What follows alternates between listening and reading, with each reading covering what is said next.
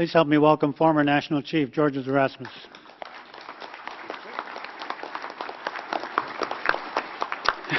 Mr. Joe, thank you very much. Okay, I'm really glad we're getting a few moments to do this. It's not going to take very long, but we are shutting down the Aboriginal Healing Foundations in a few weeks, and I wanted this opportunity to report to the chiefs and to the delegates here, because it was because of the AFN and of course our former National Chief Phil Fontaine that we created the foundation, so thank you for this opportunity. And I want to thank the Mi'kmaq for allowing us to assemble in their territory. It's a wonderful, wonderful piece of land. As I said, this will be the last time that I'll be addressing the Assembly as President of the Aboriginal Healing Foundation. Over the years, the Aboriginal Healing Foundation worked with a number of AFN national leaders. We started with Phil Fontaine, of course. He asked me to get involved, and a very tricky individual. He asked me to get involved just for 6 weeks. This was the middle of February.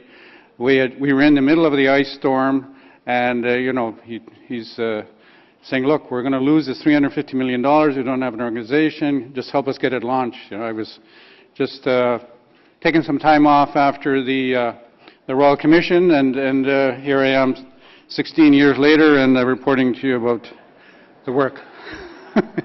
So it wasn't 16 weeks, it was, you know, really 16 years. Anyway, it was fun. So we had Matthew Kuhn come after that, Ovid Murcredy, Phil Fontaine again, and of course Sean Atleo. And now we've been working with the executive and Ghislaine. So we've always had support from the Assembly First Nations. It's been an absolutely excellent working relationship. The Assembly has been appointing 3 of us on there.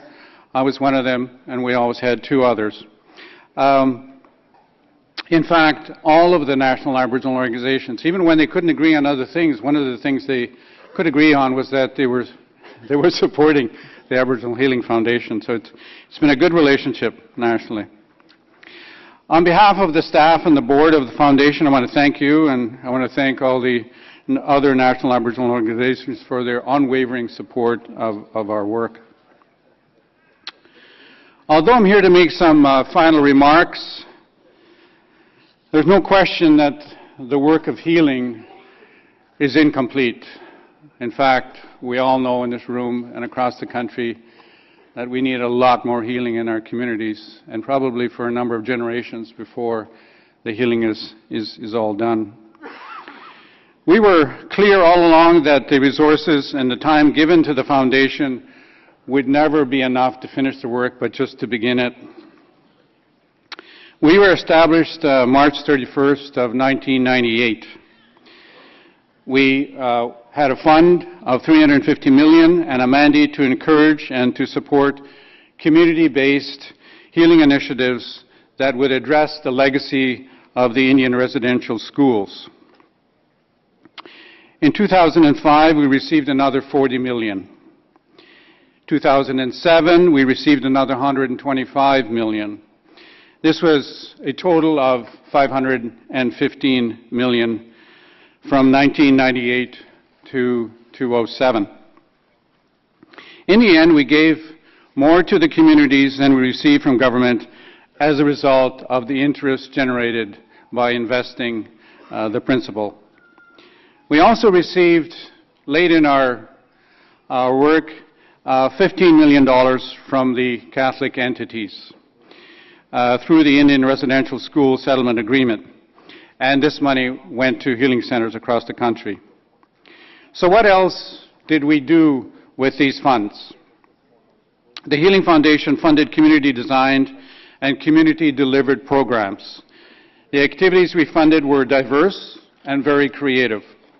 They included healing activities out on the land, gatherings and ceremonial activities of survivors and their families, commemoration activity, individual and family counseling, parenting skill workshops, addictions treatments, prevention of violence programs, awareness and prevention of abuse activities, the training of healers, healing circles. And we also had specific programs that would target youth, men, and elders. In the early years, we also provided funding for books, videos, artistic activity. But the limitations of our funds convinced us in 2003 that we had to focus on direct healing activities. To give you an idea of how limited our funds were, in the first year that we started, when we had a calling for project submissions, we received over $1 billion in eligible requests just in the first year of the foundation alone. So that was more than twice what we received in the end. The projects we funded offered traditional, culturally based healing. Many projects also offered Western therapeutic programs such as counseling based on psychology. This gave survivors a wide range of options and let the communities free to decide their own path. We found, and there's no surprise here, that healing based on the language and culture of our communities was highly valued. In 2004, we released a 3-volume report. We called it our final report. It was the final report on the first $350 million. Going into great detail about the programs developed with funds from the Aboriginal Healing Foundation. I think it's still available from the office over the next month or so, but you'll have to act quickly.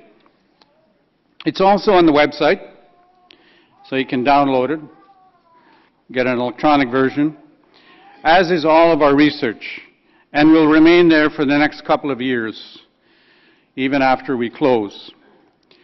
Speaking of reports and books, we have some new books here available from our booth today. And one is quite new indeed. It's being released at this assembly. It hasn't been released anywhere else before. We're calling it Full Circle. It's a book that was authored by Wayne Spear, our former communications director, and I encourage you to pick it up. It's at our booth here, and you can get it. Once we run out here, you can order some more. Give us your address, and we'll definitely get you a copy. We also have a book here that we just released very recently. It's called, The Beginnings of, Horizontal Violence. It depicts some of the early problems that started with abuse of residential schools, and then it resulted in student-on-student abuse. And so that's only a few weeks since we've launched that one, and there's a few copies here. They're all free, and if you want more, just leave your address with us and we'll get it to you. You can also go on our website and you can order online. So the book Full Circle tells the whole story of the Aboriginal Healing Foundation from its beginning in 1998 to its eventual closure, which will be at the end of September. The author of the book, Wayne Spear, is also at this assembly, and apparently he's going to be doing a reading at some time. Earlier in the day I was told he might be doing it Thursday morning. Then I was told it might be tomorrow, so I'm not sure exactly when that reading is going to be, but he's definitely going to be doing a reading. People at our booth will know when that's going to happen. As of 2014, the foundation has contributed over $536 million to 1,345 grants. Most of the people who participated in the Aboriginal Healing funded programs, the healing circles, commemorations, the ceremonies, had never ever before participated in a healing activity. So it was their first. When we came along, there were still many communities and individuals not yet ready to talk about the painful impacts of the Indian residential schools. We argued Because of that, actually, we went to Canada and we argued, unsuccessfully as it turned out, for a longer mandate. And the reason we asked for a longer mandate was it was obvious that you can't force healing on people. And we had $350 million. We had gone to some investment people, and they said, if you invest that money in 20 years, you could have put $1 billion in the communities, you'll have $1 billion invested, the foundation can go on for all time. It took over 100 years for this to happen. We thought it made sense for the healing to continue for as long as necessary to get it all done, but we couldn't convince the Minister of Indian Affairs and his staff, so that moment passed. So we asked them to let us have a true foundation where the money is invested for the long term and we can support this healing for many, many years, but it didn't happen. And we also said that if it wasn't going to be the foundation, then by all means have someone else do it, as long as there's support for survivors, because we were given a 10-year mandate. It was just not enough. Even 20 years is not enough, not for the healing of the wounds that have been suffered by generations of our people for, like I said, for well over a century. So what needs to be done? What's left unfinished? The Healing Foundation never had the funds to go into every community across this land or to fund every worthy project and proposal, and there were many. As I said, way back in 1999, we already had over $1 billion in eligible applications. So getting the money to communities was going to be a problem. There were many already there, eager to pick up the work. The community need was extraordinary and immediate. And years later, as we knew we would, we were still living with the legacy of the Indian residential schools. It's still in the news, it's still in our communities. We've had an Indian residential school settlement agreement and an apology from the Prime Minister. They were supposed to mark a new beginning, a new relationship. But to many, it does feel as if Canada not only closed a chapter on Indian residential schools, but they closed the whole book on healing as well. We are also waiting for $1.6 million from the Catholic Church. This was part of the Indian Residential School Settlement Agreement, and they've been very reluctant to give it to us. Canada is actually taking a court.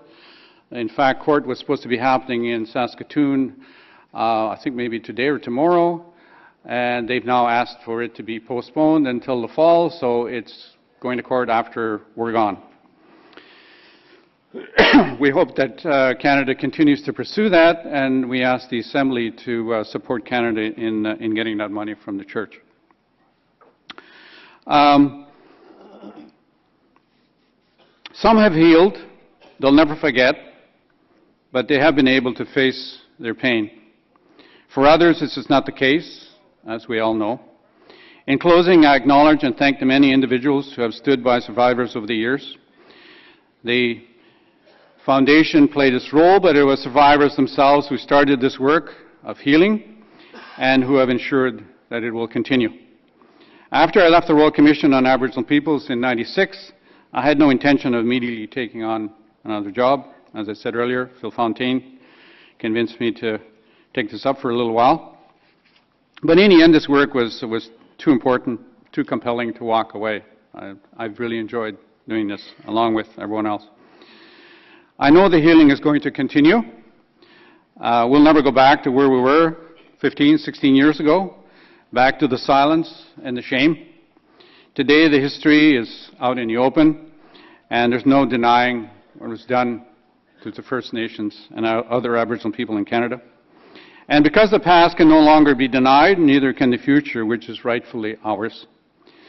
We all know what that future looks like. We know what it would look like even before the residential schools happen. A future of mutual respect between nations, a just and right relationship, a proper sharing of the land, healthy people, healthy communities living with dignity and pride. Masicho, thank you.